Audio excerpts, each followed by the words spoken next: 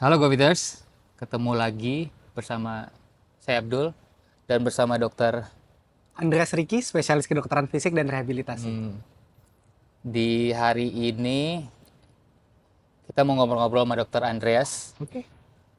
As runner ini udah bulan-bulannya bulan off season mungkin dok ya. Ya, Bulan Desember buat beberapa teman itu udah programnya itu udah agak turun ya. intensitasnya. Habis lari ke luar negeri. Betul, habis tahun belakangan mereka pada ikut race di luar negeri dan Mhm, dalam negeri. Dan sekarang akhirnya off season buat yang nggak ada race. mhm. Mungkin kita bakal ngobrol-ngobrol mungkin secara pandangan dokter Mhm. sebagai dokter Andreas. Kita coba angkat beberapa topik. Yang pertama tuh mungkin tentang ini dok, tentang running preference.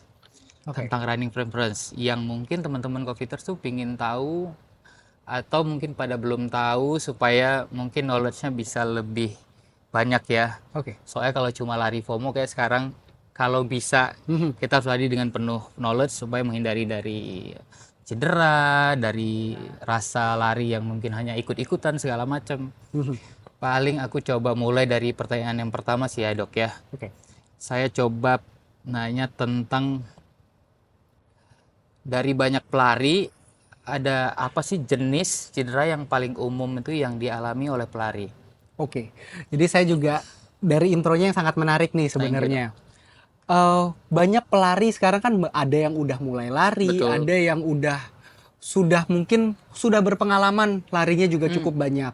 Tapi lebih banyak ilmunya, pengalamannya hanya berdasarkan dari olahraganya aja. Mungkin tidak banyak paham dengan aspek medisnya. betul. Karena lari sendiri kan merupakan sebuah bentuk olahraga Yep. yang tujuannya pasti ingin meningkatkan kesehatan. Ya. Oke. Nah, kalau kita bicara tentang injury atau cedera yang mungkin terjadi pada pelari, memang paling sering umumnya terjadi cederanya karena overuse. Jadi ada Oke. kebagi dua nih kalau untuk cedera. Ada yang akut akibat trauma ataupun ada yang cederanya bisa terjadi kronik karena repetisi beban latihan yang berulang sehingga menimbulkan cedera pada bagian sendi, bagian soft tissue seperti ada bursa, ada Ya. ligamen, tendon. Itu juga bisa bermasalah pada kasus pelari. Mungkin lebih ke arah eh, banyak faktor sebenarnya yang bisa mempengaruhi cedera pada pelari ini. Ada masalah karena bentuk kaki, ada masalah Oke. kebiasaan lari, atau beban latihan yang Ya. saking semangatnya lari sampai mempush limitnya sendiri sampai menyebabkan overuse injury tadi gitu. Oke, mungkin dari jenis latihan lari kita ngomong di sini ya dok ya. Mhm, Mungkin waktu latihan dalam seminggu itu udah terlalu banyak ya. mhm, Mungkin kita bisa bahas sedikit yang bisa menyebabkan cedera akut. mhm, Idealnya itu kita maksimum di luar atlet. Kita mhm. bisa olahraga dalam 1 minggu itu berapa menit sih dok? Oke, kalau untuk anjuran secara Iya. umum, sebenarnya untuk olahraga itu dianjurkannya 150 menit untuk moderate intensity Oke. latihan. Sedangkan high intensity-nya hanya dibatasi maksimal 75 menit atau combine keduanya. Nah, jadi sehingga kalau kita lagi membuat program latihan dalam 1 minggu, kita mesti melihat limitasinya dan frekuensinya sendiri biasanya terbagi 3 sampai 5 hari. Jadi memang tidak bisa dianjurkan untuk setiap hari kita push lari terus menerus dengan jarak long run terus Yap. dengan intensitas dan waktu yang lama karena itu akan menjadi harmful buat tubuh. Hmm. Apalagi butuh juga ketika tubuh melakukan sebuah exercise, dia juga perlu waktu rest. Oke. Karena ketika kita lari, kita ingin meningkatkan kapasitas, sebenarnya kita sedang membreakdown badan kita sendiri untuk membuat jaringan yang lebih kuat, kapasitas yang lebih kuat dibanding sebelumnya. Dan resting ini sama pentingnya dengan olahraga itu sendiri. Tuh, jadi Oke. mungkin lebih ke arah gitu, beban latihannya kita bisa Iya. atur. Iya. Dan kalau untuk pada pelari, sebenarnya kita bisa bicara nggak cuman dari segi aerobik capacity-nya doang. Tapi kita bisa juga latihan untuk otot-otot yang menyangga olahraga lari. Karena Oke. latihan strengthening sangat penting untuk mencegah terjadinya cedera pada uh, para go-fitters yang Iya. sering Iya.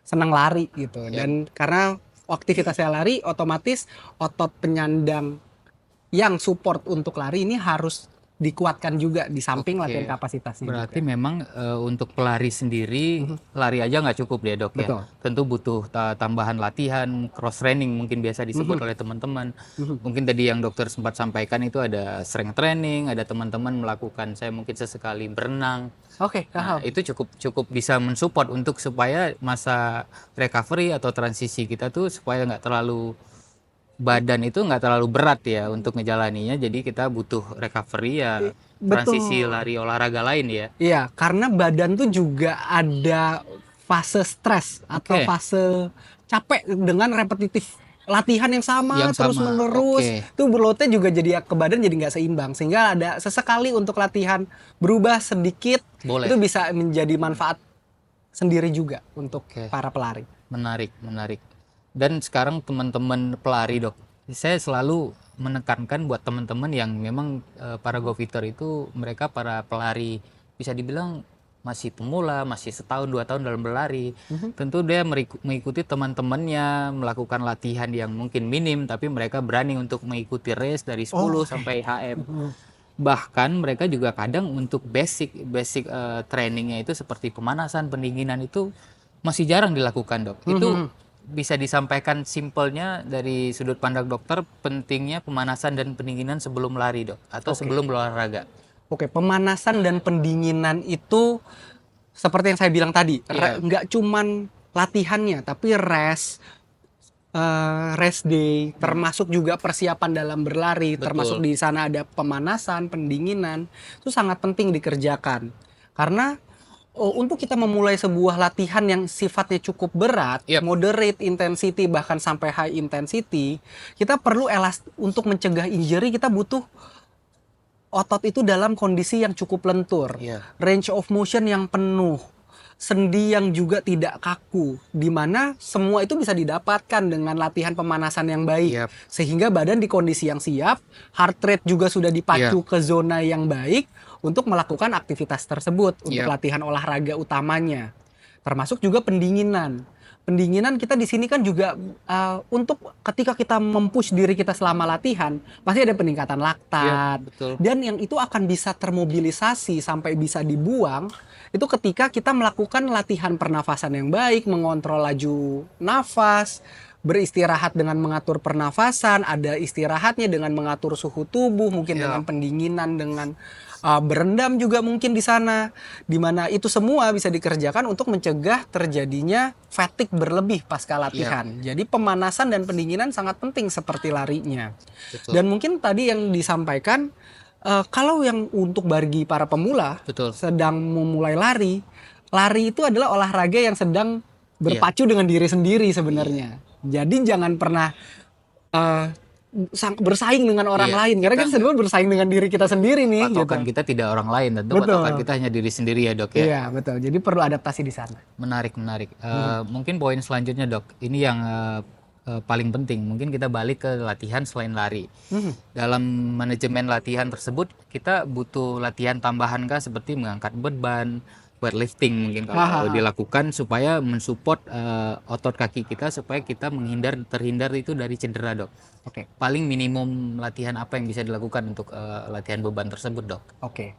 Nah kalau untuk latihan beban sebenarnya ini sangat bervariasi terhadap individunya masing-masing nih. Tergantung ya dok ya. Tergantung banget. Karena kalau ada orang yang memang fokus, saya pingin memang serius di lari, artinya kita nge-build ototnya itu memang untuk otot-otot pelari. Betul. Yang tidak bulky, tidak besar, tapi endurance-nya cukup untuk lari jarak jauh. Nah, jadi kita membentuk otot sesuai dengan tujuan yang kita ingin capai. Tapi untuk orang yang larinya untuk jaraknya pendek atau menengah, masih juga sibuk di kantor, masih ingin punya menjaga proporsi badan yang baik, itu latihan bebannya juga berbeda. Sebagai gambaran garis besarnya nih, kalau kita untuk membentuk endurance, biasanya kita bisa latih dengan beban yang lebih kecil, tapi repetisinya lebih banyak. Dan juga latihan gerakannya juga lebih ke arah gerakan yang compound, yang melibatkan banyak kelompok otot sekaligus, sehingga jadinya ototnya itu lebih terbentuknya lebih merata. Oke. Dibanding isolated di mana kita di gym hanya untuk melatih gerakan tertentu, itu biasanya fibernya yang terbentuk juga nggak semua. Oke. Tapi biasanya ketika kalau kita mau mendapatkan body yang lebih baik, kita bisa batasi untuk repetisinya di 8 sampai 12 di mana repetisinya sedang, tapi dengan beban angkatan lebih tinggi. Itu lebih bisa membentuk muscle mass lebih banyak dibanding yang latihan yang endurance yang tadi Iya. beban ringan ataupun repetisinya Iya, tinggi. iya. Mungkin saya coba simpulkan yang dokter sampaikan mungkin buat teman-teman yang mungkin kita katakanlah latihan bebannya itu mungkin dengan weightlifting. Ya, Itu kan bisa dilakukan di rumah. Berarti teman-teman GoFitters tuh bisa melakukan latihan tuh dengan repetisi yang lebih banyak. ya. Mungkin latihan gerakannya itu mungkin nggak terlalu banyak atau bisa 3 sampai 5 gerakan itu cukup, Dok. Betul, cukup. Iya, Cukup. berarti repetisinya dibanyakin Ya. supaya support Biasanya di untuk atas otot. 15 tidak lebih dari 20 dalam satu setnya. Oke, oke, Nah, oke. tetap diulang 3 sampai maksimal 5 set. Semua tergantung untuk Tujuannya apa. Oke, menarik.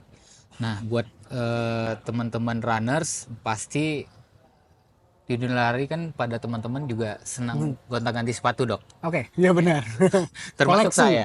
Koleksi. Jadinya itu agak toxic kadang-kadang ya, Dok ya. Terlalu banyak sepatu padahal kakinya 2. Di sini saya mau coba ngelihat dari sudut pandang dokter, mungkin peran sepatu atau shoe rotation itu yang cukup dibutuhkan untuk pelari hobi katakanlah seperti itu. Maksimum berapa, Dok, yang bisa dia cukupi untuk menunjang latihannya selama Oke. berlari, Dok? Oke, jadi kalau kita ngomongin sepatu sebenarnya pastikan sepatu itu nggak perlu banyak, tapi punya Oke. sepatu yang benar-benar cocok. Sesuai mungkin, Dok, ya? Sesuai, benar, dengan bentuk kaki, dengan kenyamanannya Betul. sendiri, sama tergantung larinya juga berapa jauh dan mau tujuannya apa. Yap. Karena ada sepatu yang cushionnya tebel, Betul. empuk gitu kan. Ada yang bawahnya ada plat karbonnya. Betul. Itu kan semua kan sesuai dengan aktivitasnya, Iya, mau sesuai lari tujuan ya. sesuai tujuan. Nah, biasanya kalau saran saya mendingan mungkin punya sepatu mungkin ada variasinya 2 sampai maksimal 3. Oke. Lebih karena kita bisa bedakan nih untuk sepatu yang kita mau lari easy run. Betul. Kita butuh yang cushioningnya bagus. Karena saya udah memang nggak lari di pace yang tinggi. Jadi carilah yang empuk. Oke. Tapi ketika saya mau saya mau buat race, saya mau cari yang bisa membantu performa saya. Saya juga nggak ada kelainan kaki sama sekali. Bisa gunakan sepatu yang memang khusus race-nya. Iya, mungkin selain yang untuk race, selain kegunaannya mau pakai karbon segala macam, mungkin modalnya juga harus bagus, Coach, ya. Terutama teman-teman GoFitter juga kalau saya lihat trennya di Indonesia atau di Jakarta khususnya itu sepatunya itu memang selain diperuntukkan buat tujuannya, tapi memang bentuknya dan stylenya juga harus diperhatikan. Ya. Karena teman-teman lari juga butuh style yang bagus lah. Otomatis dengan latihan yang cukup bagus juga. Mungkin satu poin terakhir, Dok, untuk running preference yang kita mau bahas sama dokter. Untuk nutrisi yang paling tepat buat teman-teman yang mungkin latihannya ada di dokter bilang tadi maksimum bisa 90 menit 1 minggu. Mungkin nutrisi apa yang harus dikonsumsi yang tepat supaya mereka terhindar dari cedera, Dok? Oke. Asupan yang tepat mungkin ya, Dok, ya. Oke. Ketika kita berolahraga sebenarnya yang kita ada jaringan yang memang terbreakdown dan untuk mereplenish, untuk mengembalikan fungsi tubuh sepenuhnya, memang kita pasti paling banyak butuhnya protein. Karena protein itu yang memang komponen dasar pembentuk otot. Jadi kalau untuk dietnya sendiri memang komposisinya tetap karbohidrat tetap ada karena itu sumber energi, nggak boleh dilepas. Jadi sampai diet ekstrim yang nggak mau makan nasi juga nggak disarankan karena itu memang ada sumber energi di sana. Berarti kalau kita lari tetap kita nggak boleh skip karbo ya, Dok? Nggak ya? boleh skip karbo. Harus karbo tetap Tetap input. ada karena itu yang cepet untuk di cadangan gula yang dipakai di awal ya pasti karbo. Baik. Kalau kita semua makannya protein karena bagusnya itu replenish itu protein, semuanya protein, ya nggak bisa juga, energinya nggak ada, yang ada badan malah mecah. Dia akan cadangan yang otot dia ubah jadi gula, malah dia akan membreakdown badannya sendiri. Sehingga badan itu porsi makanan harus tetap ada gula dan protein, tapi ketika rest day mungkin ada asupan protein yang bisa tetap harus terjaga, makanya nggak bisa full karbo, kalau nggak terbuild juga tuh muscle-nya. Mungkin proteinnya bisa diasup setelah latihan atau sebelum ya, Dok, ya? Betul. Oke, karena sering sekarang tuh teman-teman yang punya intensitas latihan tinggi tapi dia tetap melakukan intermittent fasting, Dok. Oke, haha. Di ya mungkin secara secara poin bagusnya mungkin dia ingin menurunkan Kan berat berat badan. badan, tapi secara baiknya itu gimana dokter ngelihat tersebut kalau latihannya itu seminggu tuh bisa di atas 100 menit. Oke, sebenarnya lebih concernnya ke arah kecukupan energi dia nanti saat lari. Oke, Ketika melakukan intermittent fasting, eh, dan dipacunya juga dengan lari yang jaraknya jauh, betul. gula komponen kadar gula di darahnya itu belum tentu cukup. Mm-mm. Sehingga jadinya ketika akan pasti performa larinya juga tidak akan baik. Maksimal ya. Karena dia bisa energi depleted duluan. Ketika sudah lapar dalam kondisi sudah berpuasa, dipakai cadangan gulanya Ya. udah habis, justru malah bongking, malah nggak ada Oh. tenaga lagi. Gitu. Jadi ketika mau melakukan intermittent fasting mungkin lebih ke arah dijaga intensitas latihannya. Oke. Memang jangan dipacu di zona 3 yang memang membutuhkan Oke. kadar gula yang lebih Mungkin di banyak. jam-jam dia puasa dia tetap bisa latihan tapi tetap intensitasnya Oh mungkin ya, nggak betul. terlalu tinggi ya dok ya. Betul, Oke, betul, oke. betul. Tentu setiap pelari menyesuaikan tergantung pelari tersebut. Jadi nggak ada salahnya mereka Betul, nggak ada yang melakukan salah. itu. Nggak ada yang salah, Oke. tapi perlu di-adjust lah buat masing-masing Oke, pribadi. menarik, menarik. Mungkin teman-teman dari GoFitters tuh ngelihat dari penjelasan dokter ya. Buat teman-teman yang punya running preference yang selama ini masih bertanya-tanya, tadi juga udah cukup dijawab oleh dokter Andreas ya. Sekarang dok, bulan Desember itu akhir tahun, teman-teman pelari seperti yang tadi kita sampaikan di awal udah rata-rata udah mulai off season. Biasa teman-teman yang udah off season biasa mulai liburan, latihannya tidak ada karena tidak ada race yang akan diikuti dalam waktu dekat. Iya. Mungkin ada tips atau latihan apa saja yang mungkin latihan ringan ya yang bisa tetap dilakukan di saat dia pergi liburan atau dia pergi bersama keluarga. Oke. Ada gambaran nggak coach yang bisa disampaikan ke teman-teman supaya bisa diikutin latihannya? Oke. Kalau saya yakin sih kalau yang sudah biasa lari udah sangat akrab nih. Yap. Mungkin udah terminologi session untuk rest atau Yap. holiday season. Yap. Itu nggak benar-benar holiday. Betul. Gimana? Jadi memang kita harus tetap menjaga physical activity di level tertentu supaya badan kita siap untuk masuk nanti ke work season lagi. Yap. Memang Yap. udah buat ke latihan lagi. Winteran juga jangan sampai turun ya dok Betul. ya. Jadi tugasnya kita selama di rest session ini, di season ini adalah buat menjaga endurance-nya tetap terjaga aja. Tidak perlu dipacu lebih. Setuju. Untuk mempertahankan ini biasanya memang intensitasnya nggak perlu tinggi nih. Cukup 3-5 kali dengan intensitas yang sedang. Durasinya juga nggak perlu perlu oke. durasi panjang. Dan latihan tetap perlu komponennya lengkap semua yang seperti di awal. Ada komponen aerobik, ada komponen strength. Iya. Itu semua harus ada komponen flexibility. Tapi ketika memang intensitasnya itu benar-benar dijaga aja, nggak perlu terlalu tinggi. Malah memang dia periode rest, tujuannya untuk mereplenish semua biar badan juga nggak fatigue, badan juga nggak stres Iya, dengan beban setuju. yang terus-menerus. Sehingga memang rest season ini harus sebaiknya memang dilakukan gitu. Memang nggak boleh dipacu terus-menerus, memang harus ada istirahatnya. Dan Harus itu ya, waktu Dok, ya. yang tepat untuk sekarang Waktu ini. yang tepat di saat liburan. Ini nyambung deh dengan menjaga pola makan di saat liburan. Otomatis kita saat liburan kita bisa kalap tuh makan tuh. Bisa ke luar negeri, kita coba makanan baru, kuliner kesana kemari. Oke. Paling tepat itu pola makan saat liburan supaya kita juga mungkin nggak naik berat badan yang tinggi, yang banyak. Tentunya ada manajemen khusus atau tips nggak dok untuk menjaga pola makan selama liburan? Oke, jadi memang yang perlu disadari nih, kebiasaan makan tuh nggak bisa serta-merta langsung berubah. Ketika kita lagi race banyak, kita juga ada persiapan, makannya juga banyak nih.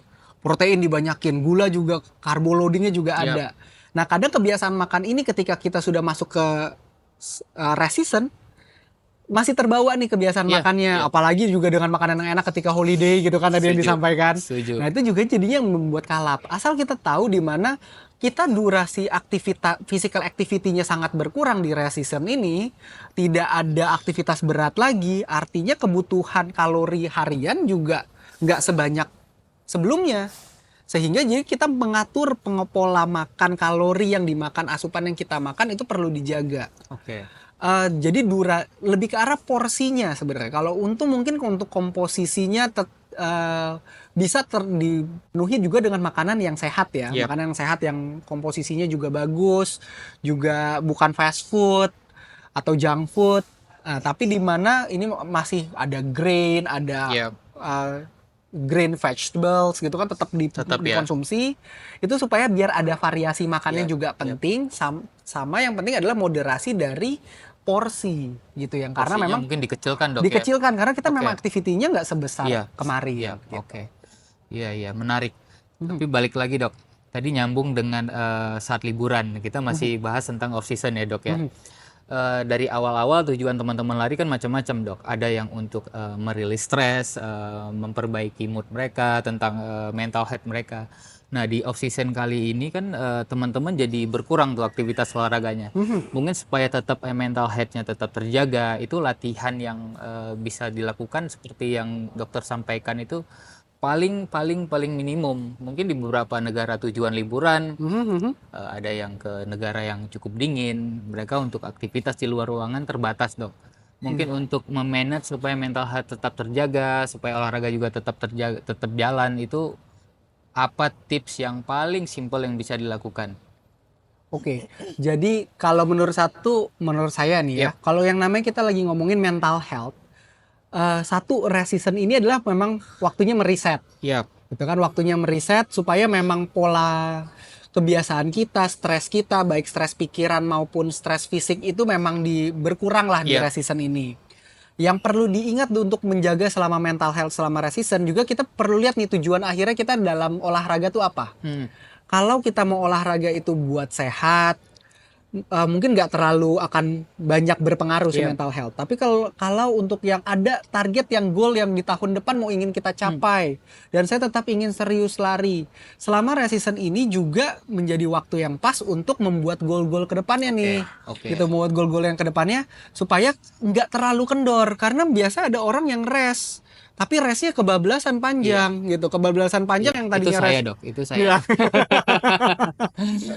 Iya benar, Ya, tapi jadi memang di saat masa reset latihan itu kita bisa ngeset kembali goal-goal kita apa aja. Iya, Otomatis kita bisa ngelihat secara jangka panjang kita mau gimana. betul. Gak ada salahnya latihan memang turun, tapi kita bisa balik untuk mempersiapkan itu. Ya, kapan saya harus persiapan Betul, lagi gitu, target ke betul. depannya apa. Nah, itu nih waktu yang pas sekarang tapi jangan kebablasan. Iya, iya, iya. Paling kalau selama latihan mungkin orang nggak terlalu fokus ke lari. Mungkin ada minimum langkah dalam satu hari yang tetap dia harus capai. Itu berapa kira-kira dok selama latihan? Oke. Kalau kita ngomonginnya langkah tuh beda-beda tuh. Ada kalau ada Iya. yang bilang 10.000 langkah, ada yang bikin 20.000 Iya. langkah. Tapi patokan kita bilang namanya physical activity itu satuannya METS. Match. Activity level gitu dia. Nah, jadi kalau untuk dalam satu hari rata-rata match kita kalau bisa minimal tuh kayak sekitar 2 sampai 3 gitu. Memang min ya, rata-rata Itu harian. maksudnya 2 sampai 3 ribu atau? Ketika kita tidur nih, Yep. itu satu match.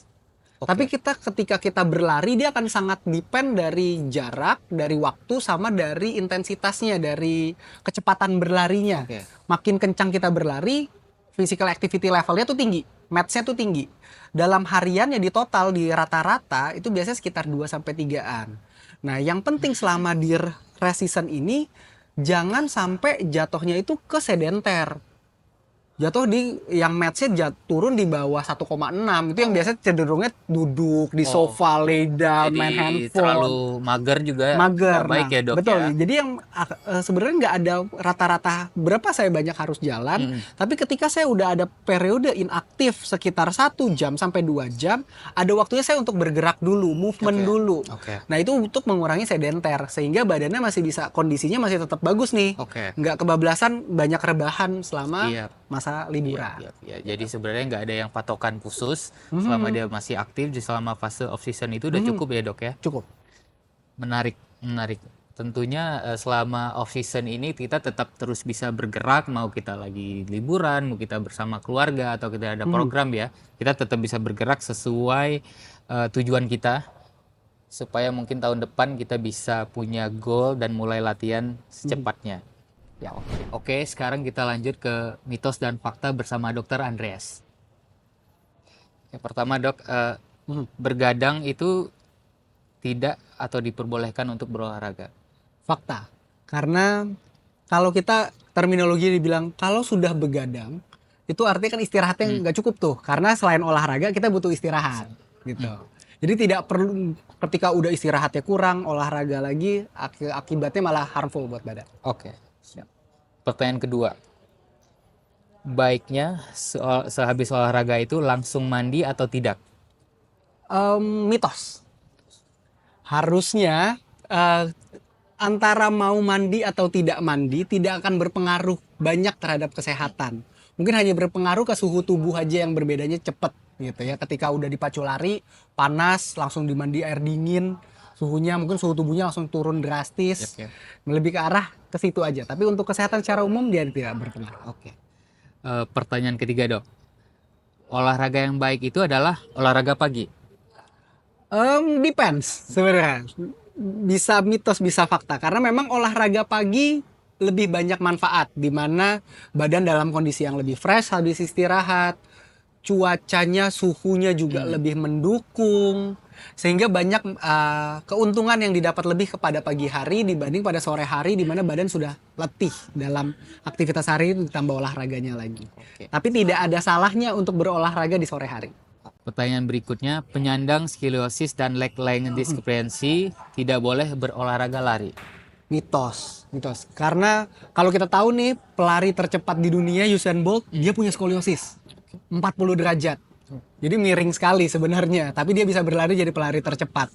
Jadi nggak ada kendala untuk pasien penderita skoliosis untuk berlari.